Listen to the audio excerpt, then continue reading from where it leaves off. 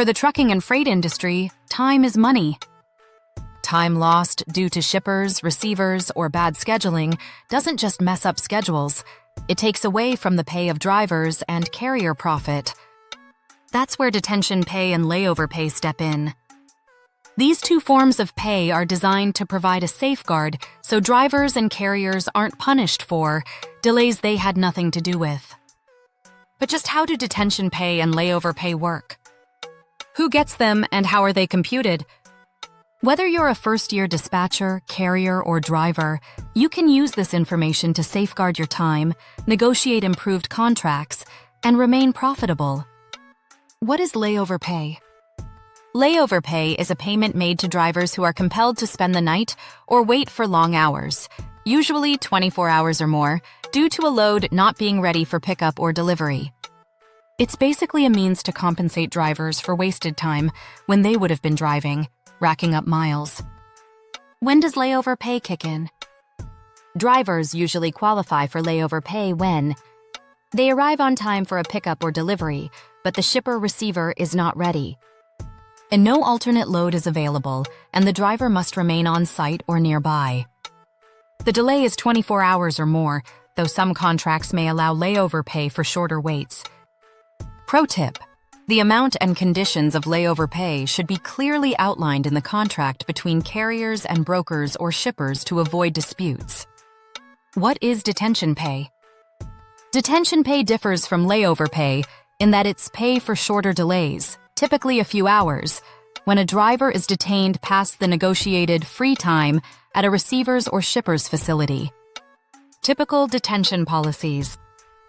The majority of freight agreements have 2 hours of free time to load or unload.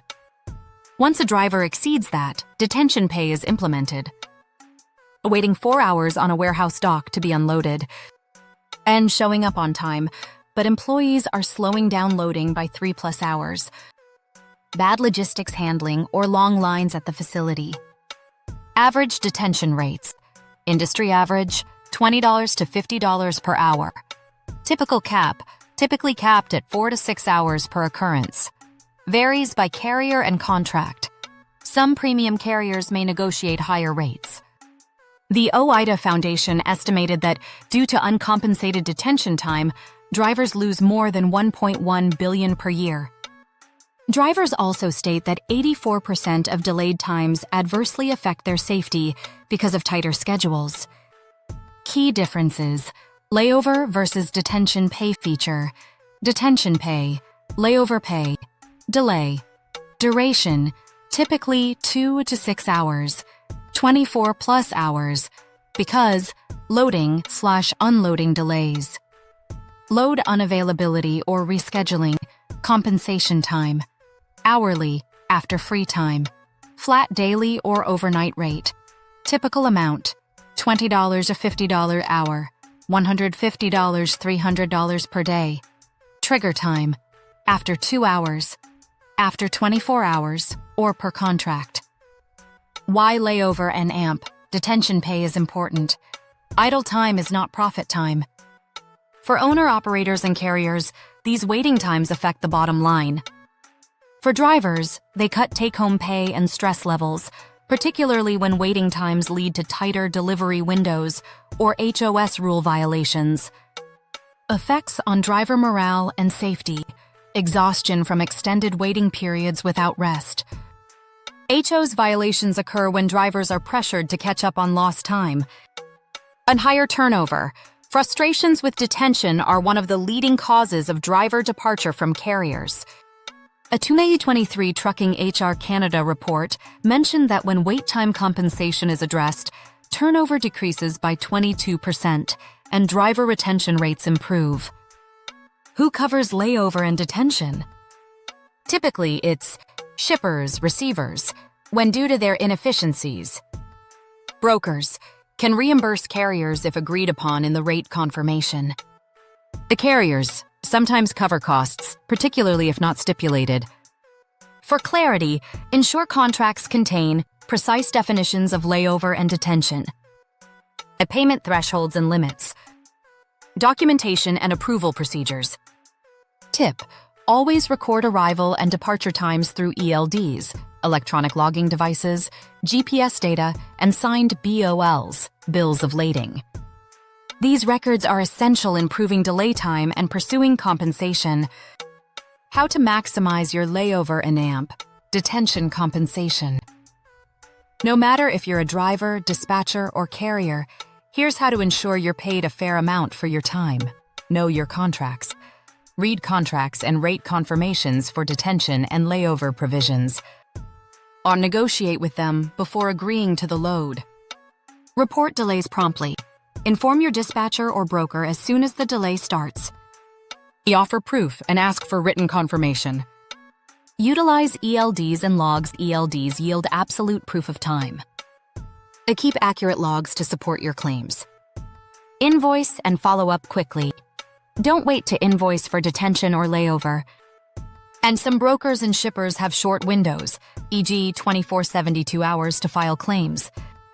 Partner with the right people. Shippers and brokers that respect driver time will keep wait times to a minimum. And think about working with freight brokers or dispatch services that fight for layover and detention pay on your behalf. Common mistakes to avoid. Shun these pitfalls to safeguard your revenue. Not reviewing layover detention terms before booking a load. Not documenting times accurately. Not billing promptly. Accepting nebulous contract language such as detention pay may apply. How carriers can make policies more effective. Carriers can minimize conflicts and make operations smoother by standardizing detention policies on all contracts. Educating dispatchers and drivers on how to manage delays.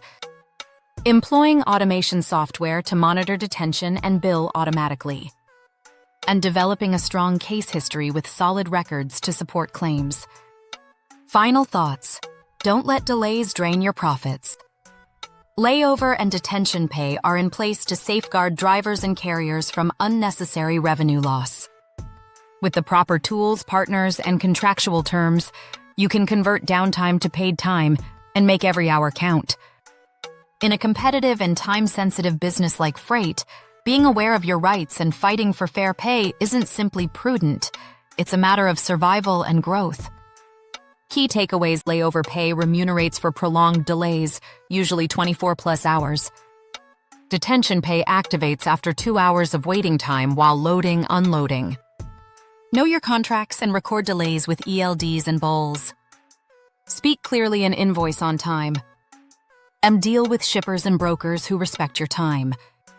Learn how layover and detention pay work when they apply, and how to maximize compensation for delays in the freight industry.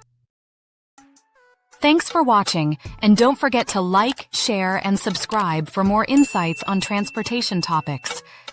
Anytime, any place. Be loaded.